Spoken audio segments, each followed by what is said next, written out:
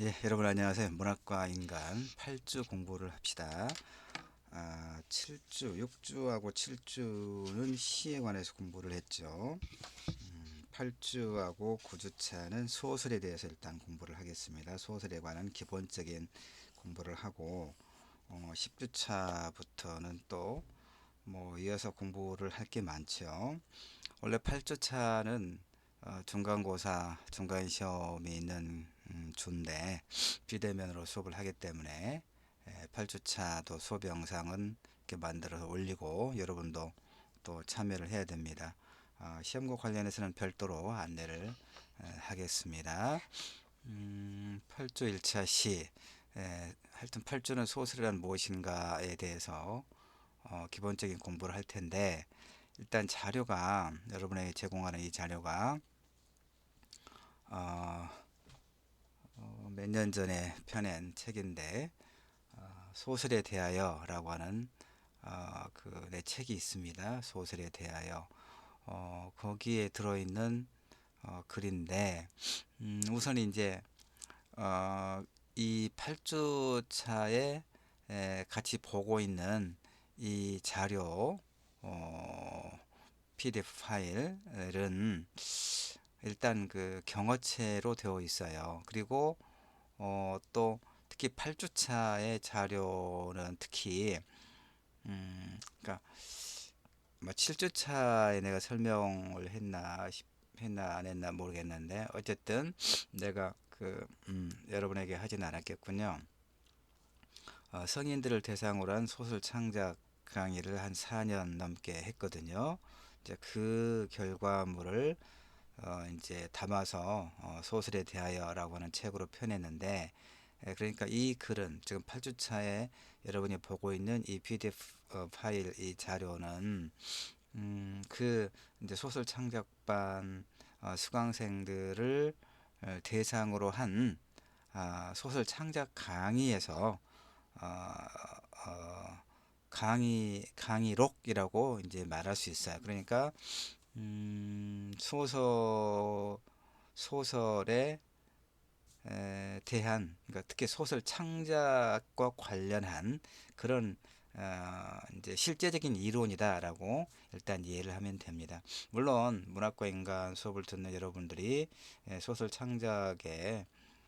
창작반은 아니고 소설 창작에 관심이 있는지는 내가 알 수 없지만 일단 소설에 대하여 그 실제적인 어떤 내용들을 다루고 있기 때문에 소설을 이해하는 데 있어서는 오히려 좀 더 구체적이고 실제적인 도움이 될 수 있겠다. 그러니까 뭐 죽어 있는 이론보다는 훨씬 더 실제적으로 소설이란 무엇인가를 이해하는데 더 많은 도움이 될 수 있겠다 싶어서 일단 8주차는 소설에 대하여 내 책에 들어있는 내용들을 일부 이제 PDF 파일로 만들어서 여러분과 함께 공부를 하고 있다 이렇게 말씀을 드리겠습니다. 그래서 이제 이렇게 좀 경어체로 이제 써놓고 그랬어요. 자, 아, 필요한 부분만 이제 몇 줄 그어가면서 여러분과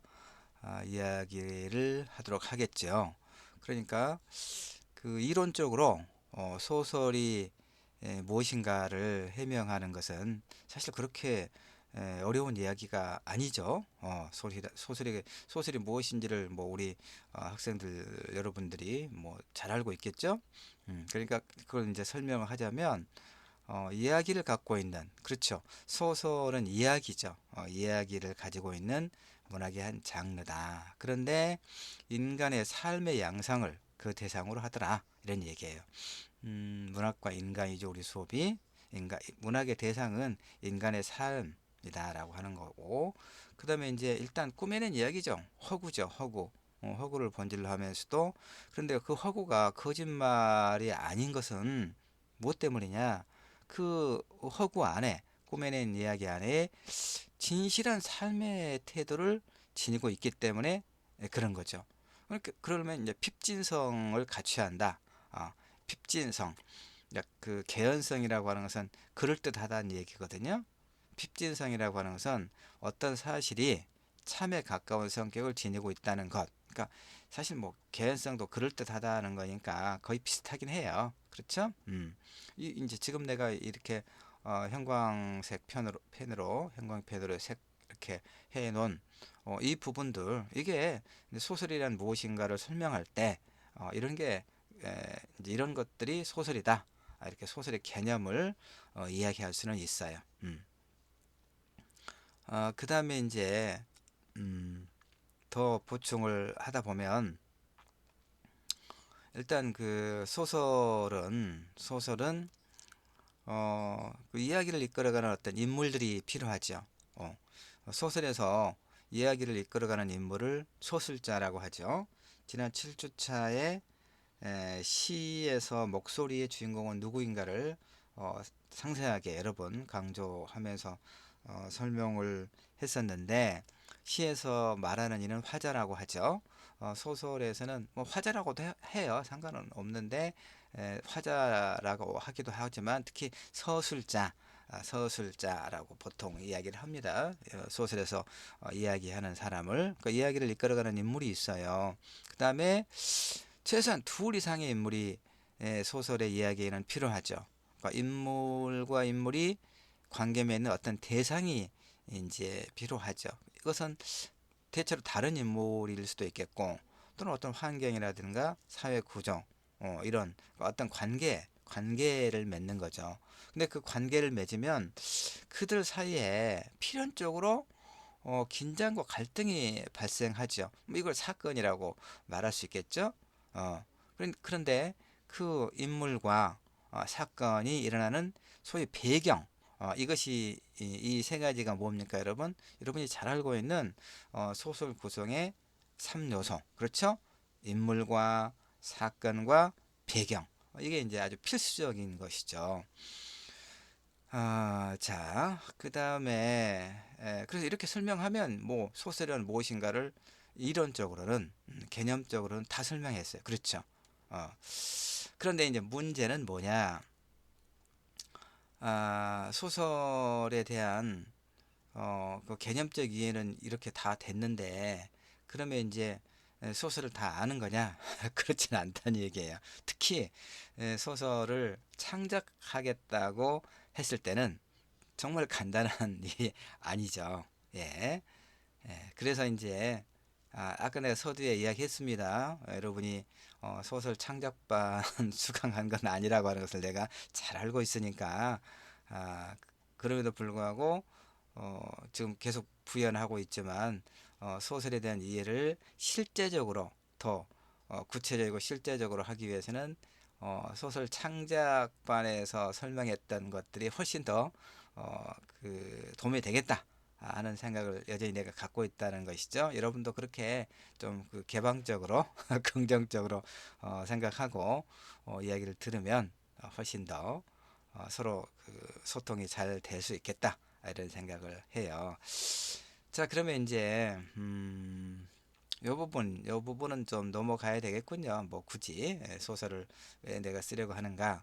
이거 이제 혹시 우리 수강생 여러분들 중에서 소설 창작과 관심 있는 친구들은 따로 요 부분 읽어보면 도움이 되겠죠. 예, 넘어가 봅시다.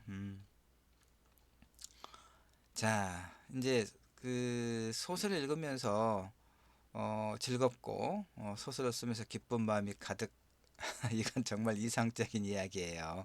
어, 이상적인 이야기인데, 나도 그 소설을 이제 뭐 신춘문예도 당선이 되고, 이런저런 문학상에도 당선이 되고 했는데, 뭐 상금이 5천만 원, 1억 이런 이런 대형 문학상에 당선이 되지 않았어요. 그래서 유명한 작가가 아니죠. 그래서 뭐 지난 겨울 내내 또 600매 정도 경장편 소설을 써서 또 어디를 보내기도 했는데 그 상금이 5천만 원짜리인데 그 이번에 결과를 보니까 안 됐어요. 그래서 엄청 그 좌절감이 오고, 그래서 이제 또 새로 그 또 600매짜리 또 어딘가에 내려고 1억 원짜리 그 장편 소설 공부하는 데가 있어서 좀 쓰고 있다가 좌절감이 들어서 지금 멈췄어요. 아, 나 소설 못 쓰는구나. 소설 안 되는구나. 이렇게. 예. 참 쉽지 않아요.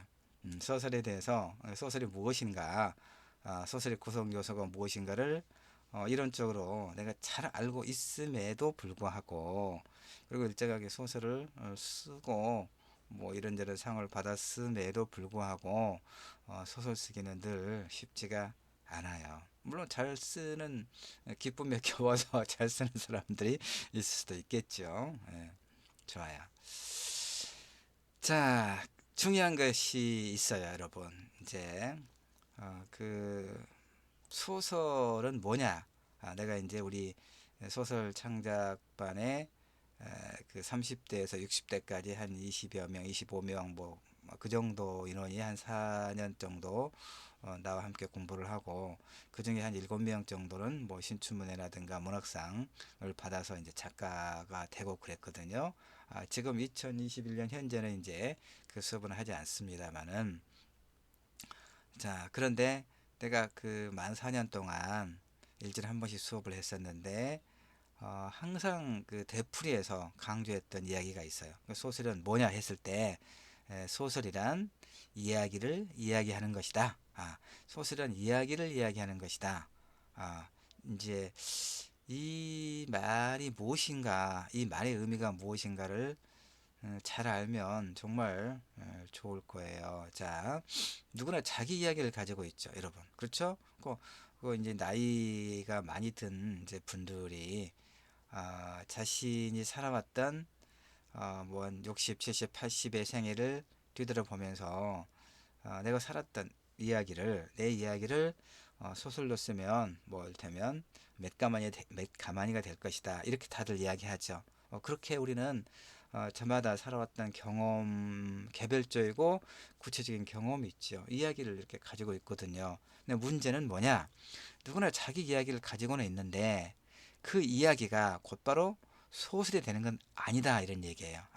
그러니까 내가 이제 소설 창작반 강의를 하면서 좀 쉽지 않았던 게 뭐냐면, 다 나이를 먹은 사람들이잖아요. 특히 이제 뭐 한 40대, 50대 이렇게 되면 우리 사회에서 이를테면 나름대로 자신의 어떤 그 분야에서 상당한 어떤 경험과 위치에 있는 사람들이에요. 그러니까 뭐 그런 직종이 가장 뭐 그런 직종이 내가 지금 언급하려고 하는 예컨대 뭐 의사나 변호사, 교사, 경찰관의 어떤 간부급 이런 분들이 같이 내 수업에, 그 소설 창작본 수업에 참여했거든요. 들었거든요. 그런데 물론 이제 그런 직업들이 뭐 어떤 직업에 대한 뭐 선호를 내가 굳이 뭐 말하는 건 아니지만, 어쨌든 이제 그런 위치에 있으면 자기 고집이 있다는 얘기예요. 쉽게 말해서 내가 하고 싶다 하는 말의 핵심은 자기 그 자신의 어떤 직업의 전공 영역에서 일정한 경험과 성취를 이루고 있는 사람들이거든요. 근데 이런 사람들이 뭔가 좀 허전한 거죠. 살다 보니까. 그래서 이제 문학 또 이제 그 전에 그 문학에 대한 어떤 일정한 열망이 무의식 속에 있었겠죠. 되게 어떤 경우에 그럽니까? 우리가 중학교 때 독후 과목을 냈는데, 너 참 글을 잘 쓰는구나 라는 담임 선생님의 격려말을 들으면 그때부터 문학에 대한 꿈을 갖게 되죠. 그래서 문청이라고 하죠. 그래서 이제 그래 그런 분들이 이를테면 그 나중에 조금 이제 어떤 생활의 여유가 되니까 시간과 비용을 들여서 이제 소설 창작이라든가 뭐 시창작반은 굉장히 많아요. 내가 우리 한국 작가회 회원인데 그 이제 그 회원들 뭐 몇천 명 되겠죠. 뭐 광주 작가회만 하더라도 한 300여 명, 아니 한 400, 얼추 한 400여 명이 회원이 있는데, 그 중에 3분의 2 아니면 3분의 2, 3분의 2 이상이, 아니면 5분의 4 정도? 예, 그 정도가 시인이에요. 소설가는 상대적으로 숫자가 굉장히 적죠. 평론가는 뭐 그야말로 더 적고요. 나는 이제 소설과 평론을 같이 쓰지요. 소설도 신춘문예 당선되고 뭐 소설도 당선되고 또 그랬기 때문에 소설도 쓰고 평론도 쓰는데 하여튼 시인이 굉장히 많더라고요. 나는 시를 전혀 못 써요. 읽을 줄은 알고 시집은 많이 있지만 어쨌든 다시 또 자료로 돌아가서 이야기합시다. 내가 하고자 하는 말의 핵심이 뭐냐면 우리는 다 자기가 살아온 경험만큼의 이야기를 가지고 있는데 나이 먹은 사람들은 그 경험을 문자로 풀어놓으면 그게 소설이라는 생각들을 잘 버리지를 못해요. 그러니까 그게 참 어려웠어. 그래서 갈등도 많고, 그래서 이제 갈등을 이기지 못하는 사람들은 극복하지 못하고 그만두고 가버리기도 하고, 그런 경험이 상당히 많아요. 그러니까 자신의 경험 세계 그 자체가 아니라, 그렇죠. 자신의 경험 세계 그 자체가 아니라 그것들을 일정하게 취사 선택해서 소설의 틀에 맞게 가공해야 돼요. 소설은 하나의 이제 우리가 건축으로 비유를 하거든요. 그러니까 그 설계를 잘 해야 되겠죠. 그리고 필요한 재료들을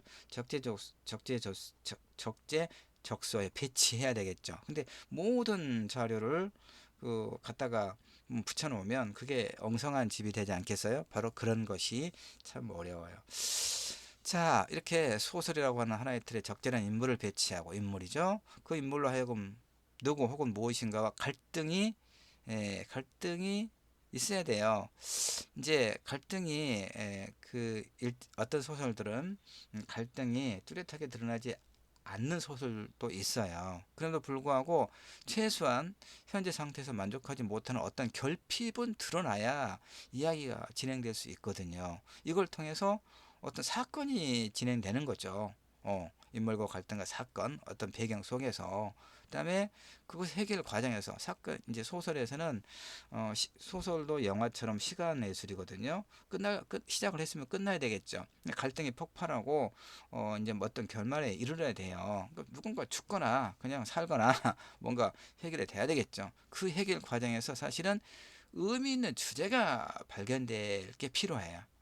이거에 이제 소설에 있어서 핵심이거든요. 그러니까 우리가 이건 소설 창작에 있어서 핵심이지만 소설을 읽는 독자로서도 바로 이런 부분에 중점을 두고 읽으면 소설을 잘 읽을 수가 있어요. 알겠죠? 예. 그 다음에 이제 뭐 8주 이번 8주하고 다음 9주차 소설에 대한 이론적인 설명이 끝나고 나면 10주차부터는 이제 구체적인 어떤 주제와 관련된 그 소설들도 좀 읽고 그럴 거예요. 뭐 평론과 그 다음에 동화와 수필 뭐 이렇게 공부를 할 터인데 그래서 소설을 좀 많이 읽을 거예요. 나머지 시간들에 그때 또 이제 이런 얘기들을 할 수 있을 겁니다. 자, 그 다음에 이제 나는 왜 소설을 쓰려고 하는가 요 부분은 그냥 넘어가도록 할게요. 이것은 그야말로 소설 창작에 관심 있는 친구들만 읽어보면 될 것 같으니까요. 예, 넘어가서 보도록 할까요? 아, 그 다음에 이제 러시아 형식주의자들. 이건 여러분 어디서 들은 기억이 납니까? 7주차에 시에서의 목소리의 주인은 누구인가 공부할 때 러시아 형식주의자들 이야기를 많이 했습니다. 이제 내용보다 의미보다 형식을 더 중요하게 여겼던 사람들을 이제 러시아 형식주의자들이라고 하고 영국과 미국으로 망명해서 이제 그들의 이론을 펼쳤다. 그래서 뉴 크리티시즘 신비평론자 이렇게 이야기한다고 그랬습니다.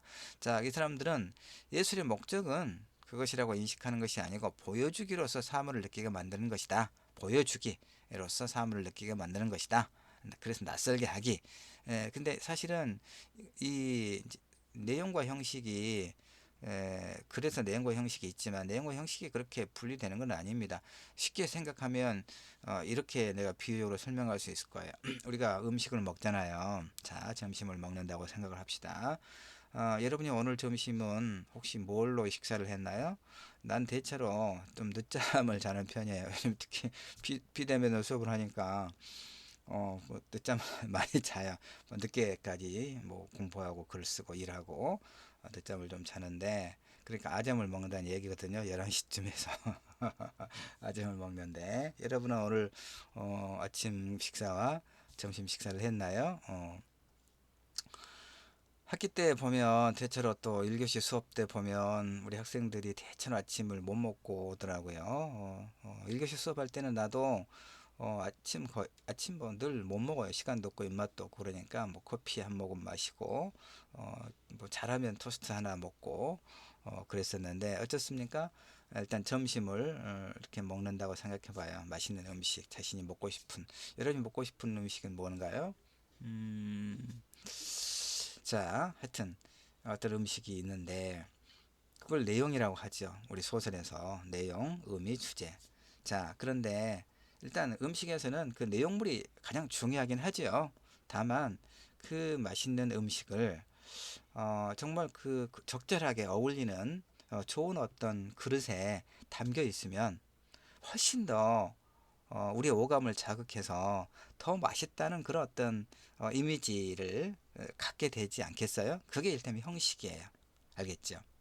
늘 먹는 음식이라도 그 조금 좀 예쁘고 적절한 그릇에 담아서 내놓을 때, 그렇다면 뭐 사각의 그 플라스틱 반찬 담는 그릇에 담아놓은 반찬을 매번 이제 그 상에 올려놓고 뚜껑만 열고 먹으면 그 참 진부하잖아요. 그렇죠? 음식도 진부해서 입맛이 떨어지고 그러죠. 왜냐하면 눈부터 이렇게 눈이 귀족이잖아요. 우리가 눈으로 판단을 먼저 하니까 내가 우리 집사람한테 맨날 얻어듣는 말이 그거거든요. 눈으로 예. 자, 낯설게 하기. 그래서 소설에서 내용도 중요하고 형식도 굉장히 중요해요. 어느 하나가 중요한 게 아니거든요. 그래서 어, 지금은 이제 내용과 함께 형식도 굉장히 중요하게 생각하지요. 자, 낯설게 하기. 그 다음에 그래서 문학은 이제 상상력으로 빚은 집이다. 이런 얘기고요. 그 다음에 하여튼 이 내용에서 소설은 무엇인가를 이해하는 데 있어서 여러분들이 필요한 부분만 내가 설명하겠다라고 했죠. 그래서 내가 왜 소설을 쓰려고 하는가 부분은 생략하고 지금 이야기를 하고 있습니다. 그 다음에 또 뭐 어떻게 하면 잘 쓸 수 있을까? 이것도 자, 뭐 넘어가야 되겠군요. 예. 자, 어, 근데 이제 이 부분은 있어요. 소설가의 태도의 문제, 태도, 가치관의 문제, 가치관, 세계관의 문제. 다시 말해서 소설은 사실은 무엇이 옳고 그른가, 무엇이 아름답고 추한가에 관한 자신의 주체적인 관점이 매우 중요하죠. 작가가. 그러니까 우리는 이건 이제 소설을 쓸 때의 어떤 자세지만, 우리는 소설 읽을 때도 사실은 그 어떤 작가가 어떤 그 세계관을 가지고 있는가가 굉장히 중요해요. 그러니까 왜냐하면 독자는 이를테면 뭐 널리 알려진 작가의 작품을 그 선택해서 읽는 경향이 좀 많거든요. 그런데 우리는 무의식 중에 그 작품을 읽으면서 그 작품 속에 내재되어 있는 작가의 어떤 세계관, 가치관을 어, 흡수하게 돼요.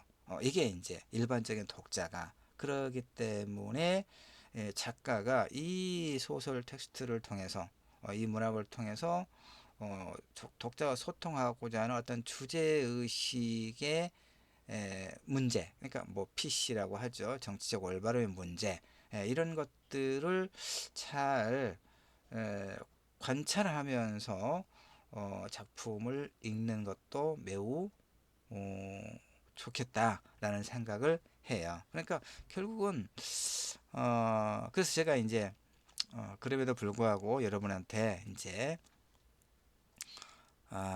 그러니까 요 올바른 태도라고 하는 것은 이거예요.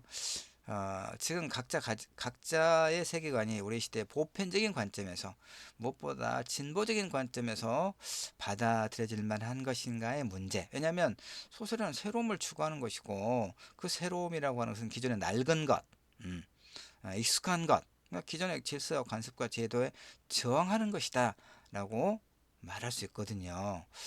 물론 이제 내가 조심스럽게 또 이것은 내 생각이다 내 생각이다 이렇게 일단 이야기를 합니다. 예. 나는 내 이런 생각에 이제 받아들여지면 참 좋겠고, 그러지 않은 경우라면, 내가 늘 하는 말이지만 여러분이 어, 왜 아닌가? 왜 나는 저와 같은 생각에 동의하지 않는가를 그 근거를 스스로 만들어 보는 연습이 매우 필요하다. 이 정도의 이야기는 내가 남기고 싶군요. 뭐 쓰고 싶은 이야기와 듣고 싶은 이야기는 요것은 또 이제 그 소설 창작과 관련된 쪽에 더 근접한 이야기이니까 또 넘어가도록 할게요. 나머지는 여러분이 읽어봐도 매우 유용하겠다 이런 생각을 합니다. 일단 1차 시, 8주 1차 시 소설은 무엇인가를 여기까지 마치도록 할게요. 고맙습니다.